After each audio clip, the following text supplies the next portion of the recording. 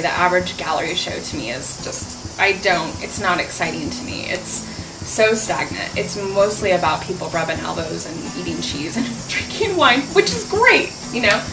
But part of being an artist it's a balance, because it's the hustle and it's the work. And I think as artists, it's part of, I don't want to say our job, but I think opening up new avenues of the way people interact with art is really important.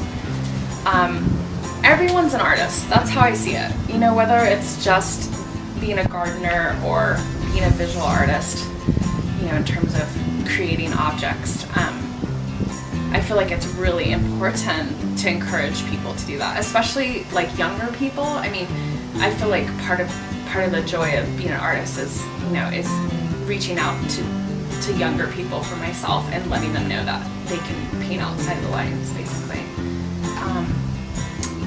But back to galleries, yeah, it's the hustle, and it's also, you know, wanting to sell your work, but also knowing that that is not what makes you an artist, is not the money exchange between hands. That's, you know, prosperity is a beautiful thing, and also not to get caught up in that, because, and this is why visual art is difficult to collaborate on sometimes with people, is because ego comes out and people want to be so in charge of everything.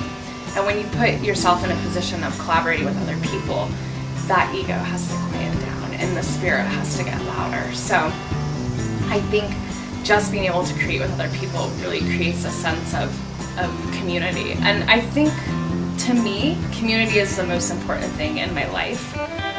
And, you know, just creating any space for something dynamic to happen is really what it's all about. Whether it's working together or you know, having an experience together. I hope at the deepest root of what I'm doing artistically, that it's creating an experience for somebody else and for myself.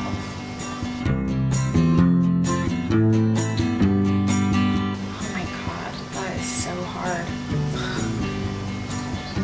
I don't know, you know, it's hard for me because I never went to art school. I never took art classes. I never really went that avenue. I didn't know I would even do visual art until my mid-20s. I mean, I was coming out of a music scene and wanted posters and CDs and art that I liked on the cover, and that's how I started doing what I'm doing. I think I would be more in the sense of, like, I would like to sit down with hello? How do you feel about fanny packs? I love fanny packs. I think they're really important, they're utilitarian, they look good. I think that fanny packs create a really good sense of you know, beautiful visual structure. Okay, but what color? Oh, neon pink for everything, constantly, always, all the time. Okay, thanks. Okay, bye. I think I'd want to sit down with, like, Einstein, actually. I mean, I think that I, you know, would like to sit down with somebody that looks at the world differently, because I think I'm very esoteric and I could use a little grounding in the science field. But, you know, probably Warhol, you know, really. I mean, you know, I hate to say it. Warhol or Ray Johnson. Ray Johnson has been probably the most influential artist on my personal work, more than anyone. I mean, just the things he created in Black Mountain and the things he was doing with color just blow my mind. And he was so mysterious. So I'm gonna go with Ray Johnson.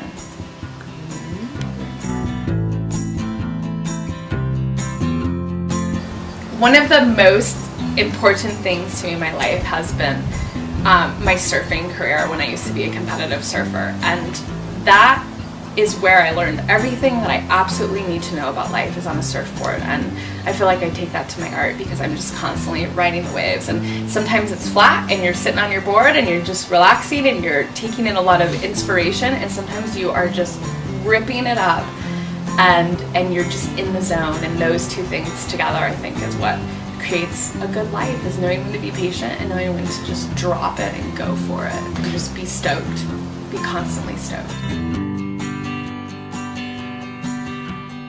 I think that everyone wants art and needs art, and maybe to them it's a Degas painting, or maybe to them it's, you know, planting bushes in their yard, but I just feel like I feel like as artists, it's really dangerous to get in a situation of being like, I'm an artist and you're not. Anything that divides us is dangerous. I feel like everyone wants art and needs art. It's part of our humanity, and I don't know. Maybe So there how are people, but I don't know them. If you just stopped them and said, what do you love about art? And they said, I don't like art, then how can you like convince them that they actually do, but they... Well, I would just point out their suit and tie to them right then and there. I mean, somebody took the time to make a beautiful garment for them to wear, and I think that the average person is so, like I said, so desperate to get out of the day-to-day that, you know, I think just looking down at their phone, I mean, I think the more integrated we become digitally, the more people have an opportunity to express themselves in these different ways. And when people say to me, oh, I'm not an artist, it doesn't resonate with me. I don't get it. And maybe that's just, you know, me being naive, but I feel like, you know, when it comes down to the core of it, whether it's them taking pictures of their kids or cooking a steak, I mean, everyone's got creative flow. I'm so excited about what you guys are doing with Alley Art. I think it's incredible, and I'm so blessed to be a part of it, and what you all are doing is really important for the art world. And If we had a bus, would you jump on and come for the ride? oh, I would jump on in a heartbeat. I would jump on in a heartbeat. Absolutely. All right, Alley Art, rock on.